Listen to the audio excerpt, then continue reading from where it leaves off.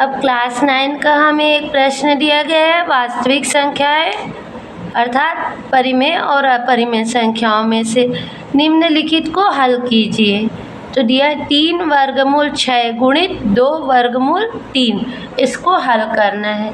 तो देख लेते हैं 3 वर्गमूल 6 गुणित 2 वर्गमूल 3। तो हम इसको इस तरह भी लिख सकते हैं 6 गुणित 2 वर्गमूल 3। अब क्या है, इसको 3 और 2 का गुणा हो जाएगा, ठीक है, और वर्गमूल 6 गुणित वर्गमूल 3। तो ये क्या आ जाएगा, 3 दूनी 6, और वर्गमूल का वर्गमूल के अंदर गुणा हो जाएगा, तो 6 गुणित 3।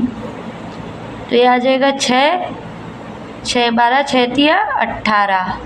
अब 18 को हम क्या लिख सकते हैं, 18 को हम लिख सकते हैं 9 गुणित 2, ऐसा भी लिख सकते हैं ना, 9 दूनी 18। तो यहाँ से 6 आ गया, और 9 को हम क्या लिख सकते हैं, 3 का वर्ग। 3 का वर्ग माने 3 गुणित 3 गुणित 2 लिख सकते हैं, ठीक है।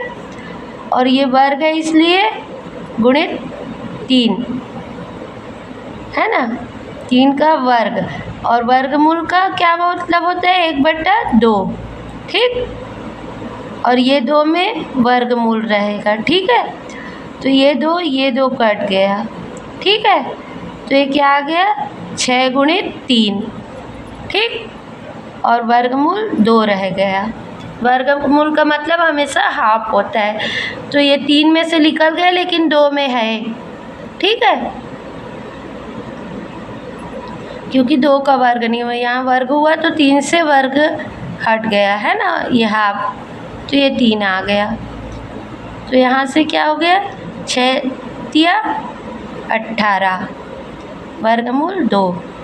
तो इसका हल क्या हुआ, 3 वर्गमूल 6 गुणित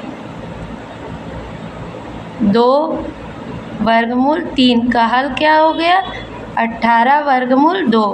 तो उत्तर क्या आया, आंसर बराबर 18 वर्गमूल 2, ठीक है।